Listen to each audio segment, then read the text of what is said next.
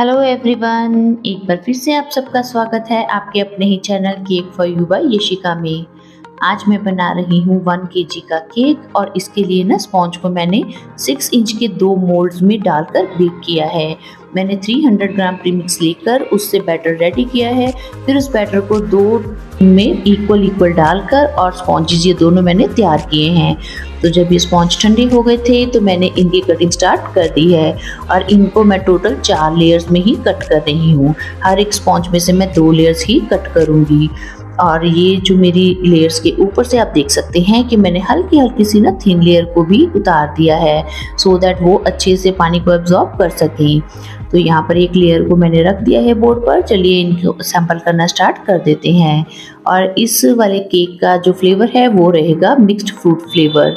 ये मेरे जिन कस्टमर का केक है उन्होंने मुझसे पहले भी केक बनवाया है, तब भी उन्होंने मिक्स्ड फ्रूट केक ही बनवाया था। तो ये उनको इतना पसंद आया था कि उन्होंने इस बार भी मिक्स्ड फ्रूट केक ही बनवाया है मुझसे। बस इसका डिज़ाइन जो है थोड़ा सा अलग होगा, उनकी चॉइस का है, तो उसी अकॉर्डिंग ही इसको रेडी करते हैं। यहाँ पर आप देख सकते हैं कि जो मैं मिक्स्ड फ्रूट बीच में फिल कर रही हूँ वो डालने से पहले मैंने यहाँ पर ना क्रश भी ऐड कर दिया था। आपके पास जो भी क्रश हो आप वो बीच में ऐड कर सकते हैं। यहाँ पर मैंने ब्लूबेरी का क्रश पहले ऐड किया था। और जो फ्रूट मैं बीच में फिल करती हूँ उसमें कुछ टिन वाला फ्रूट रहता है और कुछ जो है वो फ्रेश फ्रूट रहता है। और कई बार ऐसा भी होता है कि जब मिक्स्ड फ्रूट केक बनाना हो मुझे और मेरे पास 4-5 तरह का फ्रेश फ्रूट ही घर में हो तो फिर मैं सिर्फ फ्रेश फ्रूट के साथ में ही केक में फिलिंग देती हूँ। तो ये आप पर डिपेंड करता है कि आपके पास जो भी फ्रूट अवेलेबल हो आप उसका यूज़ कर सकते हैं। और एक लेयर में जिस तरीके से मैंने फ्रूट को फिल किया है दूसरी लेयर में भी मैं उसी तरीके से फ्रूट की फिलिंग कर रही हूँ। बस यहाँ पर पहले मैंने मिक्स्ड फ्रूट क्रश ऐड किया था फिलिंग करने से पहले। तो आप जैसा भी चाहें अपने फ्रूट को फ्लेवर देने के लिए क्रश का यूज़ कर सकते हैं।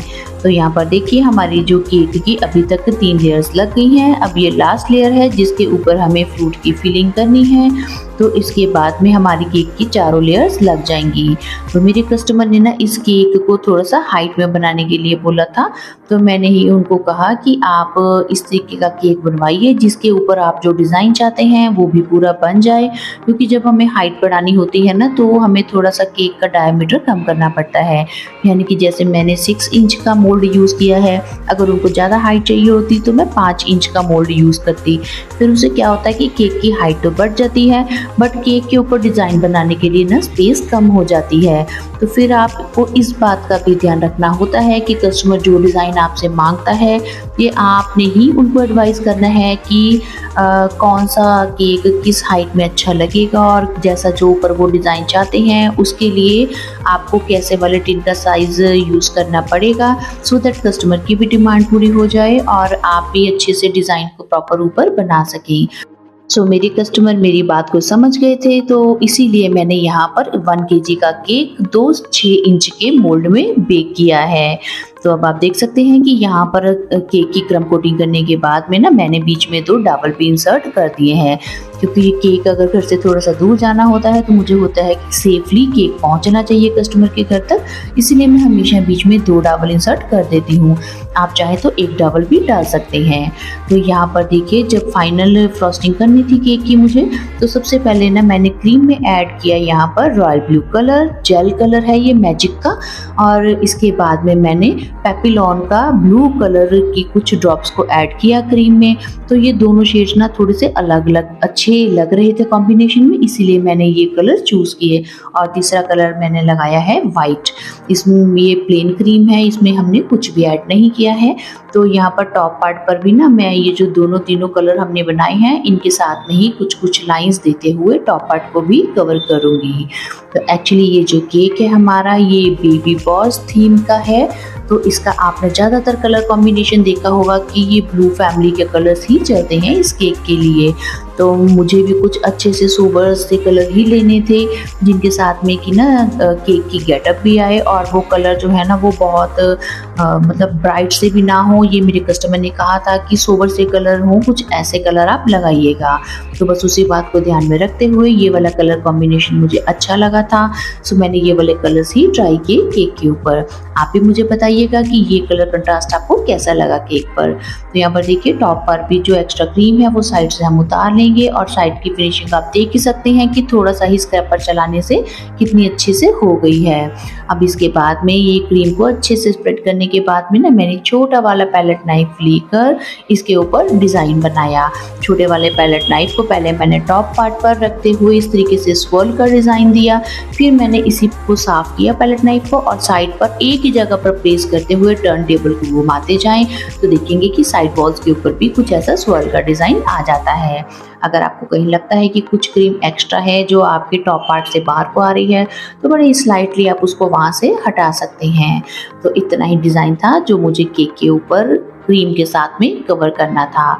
तो आगे का डिज़ाइन बनाने के लिए मैंने यहाँ पर यूज़ किए थे रेडीमेड बेबी बॉस के टॉपर्स।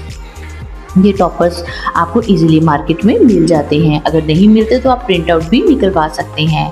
तो यहाँ पर सबसे पहले ना मैंने फॉन्डेंट को थोड़ा सा रोल कर दिया था और उसके ऊपर एक जो टॉपर था उसकी पीछे से ना स्टिक हटाकर मैंने और उसको यहाँ पर फॉन्डेंट के ऊपर रख कर फॉन्डेंट को ना इसी के साइज़ का कट कर लिया था, क्योंकि सारे के सारे टॉपर्स ही ना मुझे एज इट नहीं लगाने थे केक के ऊपर। मैं चाहती थी कि कुछ ना डिज़ाइन चेंज हो, कुछ मैं डिज़ाइन को अपने अकॉर्डिंगली भी बना सकूँ, तो इसलिए मैंने ये वाला आइडिया चूज़ किया।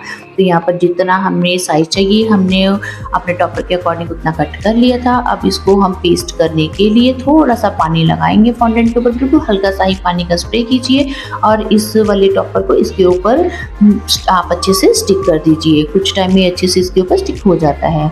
अब ये सिलिकॉन का अल्फ़ाबेट मोल्ड मैंने यूज़ किया था ये नेम लिखने के लिए। ये मैंने ब्लू कलर के ना फॉन्डेंट को रोल करके बीच में और अल्फ़ाबेट्स लेकर ऊपर फॉन्डेंट की शीट पर स्टिक कर दिए थे और बाद में मैंने ब्लू कलर के ना साथ में ये जो फॉन्डेंट के साथ में मैंने ऊपर अल्फ़ाबेट्स लिखे थे ना उनको कलर कर दिया था, क्योंकि वो ब्लू कलर ना कुछ लाइट सा लग रहा था मुझे। तो अब यहाँ पर आप देख सकते हैं मैंने ना पीछे 2 टूथपिक ऐड किए हैं, इसमें डाल दी हैं दोनों साइड्स पर, ताकि मैं इनको ना केक की साइड वॉल्स पर कहीं पर भी अच्छे से बीच में इंसर्ट कर सकूं, सो दैट मुझे भी ये डर नहीं रहेगा कि कहीं ले जाते टाइम ये जो मैंने फॉन्डेंट वाला टॉपर रेडी किया है ये फिसल के नीचे ना गिर जाए, जिससे केक की सारी आइसिंग खराब हो सकती है। ये फॉन्डेंट वाला काम ऊपर करने से पहले ज़रूरी है कि आपका केक जो है वो अच्छे से चिल्ड होना चाहिए। तो इस तरीके से यहाँ पर एक टॉपर तो मैंने लगा दिया। अब ये जो नेम वाला है फॉन्डेंट शीट इसको भी मैं लगाने का सोच रही थी कि इसको कहाँ रखूँ, हर तरफ रख के देखा मुझे कुछ नहीं अच्छा लगा कहीं पे भी रखा हुआ। तो लास्ट में ना इसको भी मैंने यहाँ पर केक की साइड वॉल पर भी साथ में स्टिक कर दिया था। अब ऊपर हल्की सी क्रीम लग चुकी थी, उसको मैंने धीरे धीरे वहाँ से क्रीम को हटा दिया टिश्यू पेपर के साथ में। तो ये दोनों ही मेरे केक के साइड वॉल्स पर लग चुके थे। और केक की साइड वॉल्स पर इन टॉपर्स को लगाने से पहले ना मैंने सिल्वर मेटालिक स्प्रे का भी यूज़ किया था, ताकि केक की क्रीम के ऊपर अच्छे से फिनिशिंग आ जाए।